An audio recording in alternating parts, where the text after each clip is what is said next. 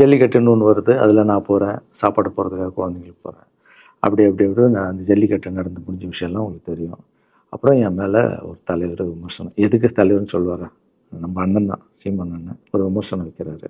அதுக்கு நான் மறுபடியும் ஒரு ட்வீட் போடுறேன், அவர் ட்வீட் போடுறேன். அப்போ தான் என் வாழ்க்கையில் அரசியல்னு எடுத்து அந்த நுழையுது.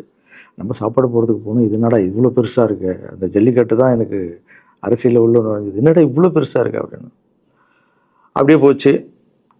அதே தலைவர் தான், அதே சீமான் அண்ணன் தான் ரஜினி சார் அரசியலுக்கு வர்ற மாதிரி பேச்சு அடிபட்ட உடனே அவங்க சைட்லேருந்து பேசுகிறாங்க, தலைவரை பற்றி பேசுகிறாங்க. தலைவர் எனக்கு வந்து ஒரு குரு, என்னை வாழ வச்ச தெய்வம், ஒரு அப்பா மாதிரி, ஒரு அண்ணன், அப்பா எல்லாமே சொல்லலாம். ஸோ அவரை பற்றி அதிகமாக பேச ஒரு முறையும் சூப்பர் ஸ்டாருக்கு ஃபோன் போடுவேன். அண்ணா ரொம்ப ஓவராக பேசுகிறாங்க, டெபா கம்முன்னு இருக்கண்ணா, நீ சைலண்ட்டாக இரு. இப்படியே ஓரளவுக்கு தான் நம்மளால் பொறுக்க முடியும். அதுக்கப்புறம் ஆடியோ ரிலீஸ் ஃபங்க்ஷனில் என் மனசில் இருக்கிறதெல்லாம் உடச்சி சொன்னேன். அதை நீங்களும் பார்த்துருப்பீங்க, தெரியும். அதுக்கப்புறம் ஒரு ரஜினி சாருக்கு ஒரு ஃபங்க்ஷன் வந்தது. அந்த ஃபங்க்ஷன்லேயும் பேசினேன் இதை பற்றி. உங்களுக்கு தான் தெரியுமா அந்த வீடியோ, யார் ஓட்டப்பந்தயத்தில் ஜெயிக்கிறது, இப்போ கூட அந்த வீடியோ போயிட்டுருக்கு. அதை பேசணும், அது பாட்டும் அப்படியே போயிட்டு இருந்தது. அதுக்கப்புறம் பார்த்தீங்கன்னா ரஜினி சார் அரசியலுக்கு வரேன்னு அனௌன்ஸ் பண்ணுறாரு. பண்ணோடனே நான் போய் தலைவரை பார்க்குறேன். என்ன வரீங்களா? நான் நியூஸில் வருது, ஆமாக்கா நான் வரேன். இன்னும் பயங்கர சந்தோஷம். ஏன்னா வாழ்க்கையில் ஒளி ஏற்றி வச்சவர், அவர் அரசியலுக்கு வர்றாரு, அவருக்கு சப்போர்ட்டிவாக இருக்கணும் நம்ம. அப்புறம் எல்லாருக்கிட்டையும் போய் நம்ம கேட்டுட்டு இருக்கோம்.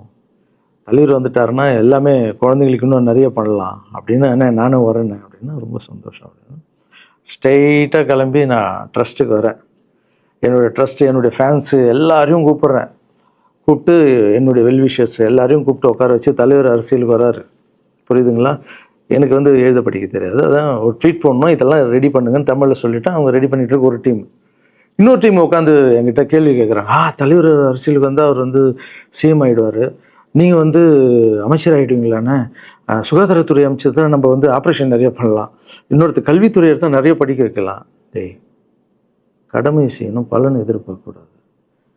சுகாதாரத்துறை அமைச்சர், இது வந்து கல்வித்துறை, இதெல்லாம் படித்தவங்க வர இடம். அண்ணன் படிக்கலடா, எல்லாருக்கும் படித்த இடத்த போட்டு ஒரே இடத்துல போய் முடங்கி போய் படிப்பு மட்டும் எல்லாம் கட்சி வளரட்டும், தலைவர் வரட்டும், எல்லா துறையிலேருந்து ஹெல்ப் கட்டு நல்லா பண்ணுவோம், பெரிய ட்ரஸ்ட்டு கட்டுவோம். இப்போன்னா சின்ன ட்ரஸ்ட்டில் தான் நம்ம இருக்கோம். சின்ன வீட்டில் 60 குழந்தைங்க நீங்கள் இருக்கீங்க, 100 ஏக்கரில் கட்டுவோம். ஊனமுற்றோர்கள் இந்த பக்கம் திருநங்கைகளுக்கு, இந்த பக்கம் முதியோர்களுக்கு ஒரு பெரிய ட்ரஸ்ட்டு கட்டி பண்ணுவோம்டா. சூப்பர்ண்ணா.